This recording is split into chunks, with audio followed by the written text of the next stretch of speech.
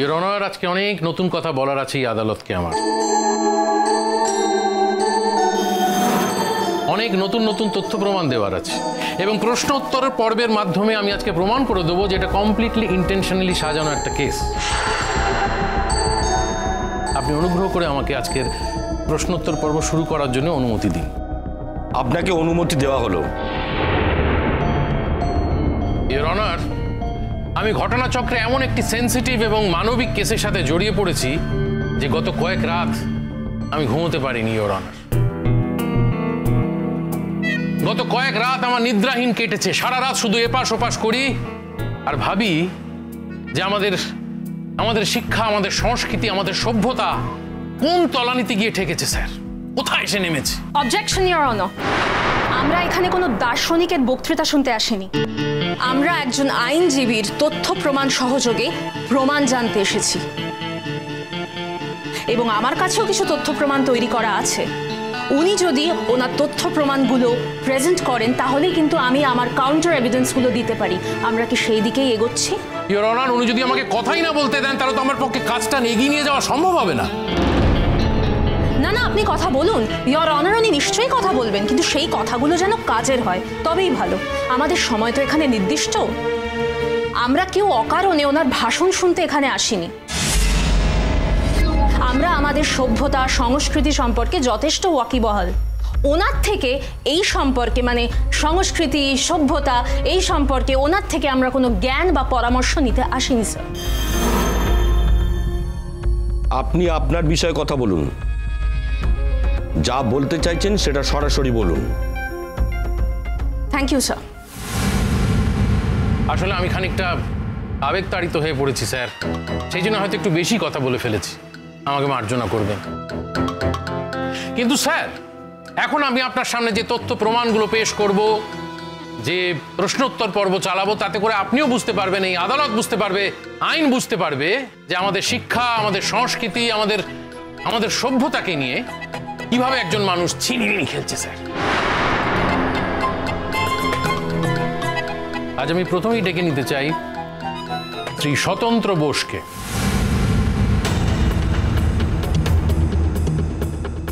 অনুমতি দেওয়া হলো। স্বতন্ত্র বোস হাজির।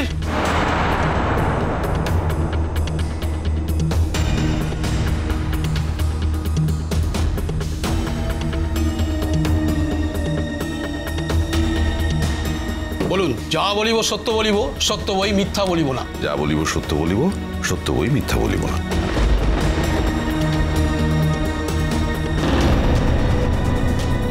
আপনার নাম?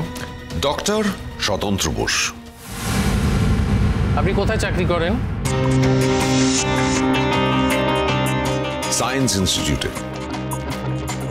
সেখানে আপনি কি করেন? ইওর অনার, আমি সেখানে অধ্যাপনা করি আর আমার একটা অফিসিয়াল পজিশন আছে। আমি ওই ইনস্টিটিউটের ডিন। বাবা, ডিন? আপনি রোজ আপনার ইনস্টিটিউটে যান? চাকরিটা যখন পাকা চাকরি, আমার যেমন যেমন হাজিরা দেওয়ার কথা আমাকে তেমন তেমন হাজিরা দিতে হয়। কিন্তু আমি এমন একটা কাজ করি যেখানে কোনো পার্টিকুলার সময় নেই হাজিরা দেবার। আমাকে অনেকটা সময় ল্যাবে কাটাতে হয়। আমি ইনস্টিটিউটের কোয়ার্টারে থাকি, আর যেহেতু আমার আন্ডারে অনেক স্টুডেন্ট আছে যারা রিসার্চ করে, আমাকে সময়ে অসময়ে কারণে অকারণে ইনস্টিটিউটে যেতে হয়, যে কোনো সময় 24/7। বেশ বেশ, বুঝলাম, খুবই দায়িত্বপূর্ণ আপনার কাজ। আপনি কাল কোথায় ছিলেন? আমি কালকে ছুটিতে ছিলাম। হ্যাঁ, সেটা আর আপনাকে বলতে হবে না, কারণ কালকে আপনার ইনস্টিটিউটে খোঁজ নিয়ে আপনাকে পাওয়া যায়নি। ইওর অনার, আমাকে যে প্রত্যেক দিন যে কোনো সময় ইনস্টিটিউটে পাওয়া যাবে তার কোনো মানে নেই। Point to be noted sir. উনি একটু আগে বললেন যে কারণে অকারণে ওনাকে অনেক সময় ইনস্টিটিউটে পাওয়া যায়, আবার একটু আগে একথাও বললেন যে সবসময় ওকে যে ইনস্টিটিউটে পাওয়া যাবে তার কোনো মানে নেই। ইওর অনার, আমার একটা বিল আছে। আমি যে সংস্থার অধীনে কর্মরত, সেই সংস্থা বিবেচনা করবে আমি সময় মতো সেখানে হাজিরা দিই কি দিই না। আর যেহেতু আমার হাজিরাটা এই কেসের কোনো বিষয় নয় এবং আমার সংস্থা আমার এগেইনস্টে কোনো কমপ্লেন করেনি আমার হাজিরা নিয়ে, সেহেতু এই বিষয়ে কোনো প্রশ্নের উত্তর দিতে আমি আইনজীবীকে বাধ্য নই। Please your honour. আপনি অবশ্যই দিতে বাধ্য। আপনি আপনার ইনস্টিটিউটের কাজ ছেড়ে প্রমোদ বিহারে যাবেন, অন্য নারীকে নিয়ে রাত কাটাবেন, সে কথাগুলো আপনি স্বীকার করবেন না? যদি সৎ সাহস থাকে সমস্ত কথাই আদালতে স্বীকার করুন। I request you to mind your language, sir. অধ্যাপক মহাশয়, আপনি এই আদালতে দাঁড়িয়ে আমাকে ল্যাঙ্গুয়েজ শেখাবেন? আলবাত শেখাবেন উনি আপনাকে ল্যাঙ্গুয়েজ। আপনার জানা উচিত প্রত্যেকটা প্রফেশনেই ছুটি থাকে এবং প্রয়োজনে ছুটিটা নিজের মতো করে নেওয়াও যায়। উনি যদি ওনার ব্যক্তিগত কাজে ছুটি নিয়েও থাকেন, that's none of our business, sir. অবশ্যই আমাদের বিজনেসের মধ্যেই পড়ছে স্যার। তার কারণ উনি ওই যে ইনস্টিটিউটে যাননি বললেন, সেই সময় উনি কি করছিলেন? আমার মক্কেলের বিবাহিত স্ত্রীকে নিয়ে উনি প্রমোদ বিহারে গিয়েছিলেন।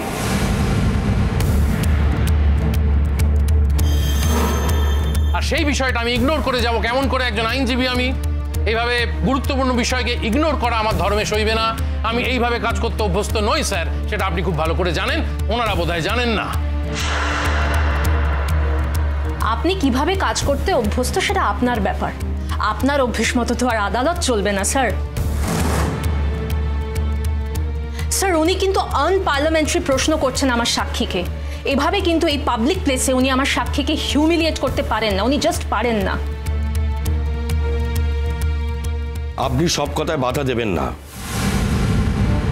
তবে হ্যাঁ, ওনার কর্মক্ষেত্র নিয়ে আপনি কোনো কথা এখানে বলবেন না, কারণ ওনার কর্মক্ষেত্র আমাদের এখানে আলোচ্য বিষয় নয়।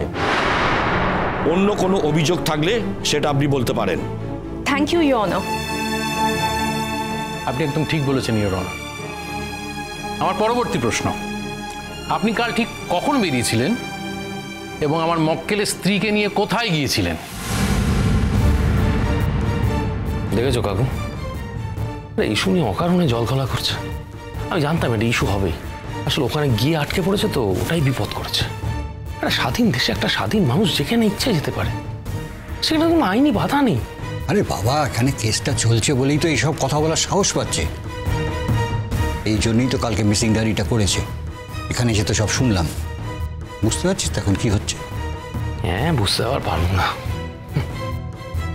যা শুরু করেছে, মানে আমি জানি না কেন আদা জলকে উঠে পড়ে লেগেছে কেন, আমি সেটাই বুঝতে পারছি না। কনস্ট্যান্ট স্বতন্ত্র এগেনস্টে গিয়ে কথা বলে যাচ্ছে। ভাবো কাকুন কিভাবে বুড়িকে বিপর্যস্ত করছে, সবার সামনে মাথা নিচু করছে। বিশ্বাস করে আমি নিতে পারছি না। আরে বাবা, সবুরে মেওয়া ফলে, একটু ওয়েট কর, দেখবি পুরো ব্যাপারটাই পাল্টে যাবে। কি হলো, আপনি চুপ করে আছেন কেন? উত্তর দিন। আমি চুপ করে নেই, চুপ করে থাকার মতন কিছু হয়নি। ইওর অনার, আমি খুব ক্লিয়ার আমি কোথায় গিয়েছিলাম, গোপন করার কিছু নেই। আমি শ্রদ্ধেয়া কমলিনী মুখার্জির সঙ্গী হয়ে আরশি নগর বলে একটি জায়গায় গিয়েছিলাম।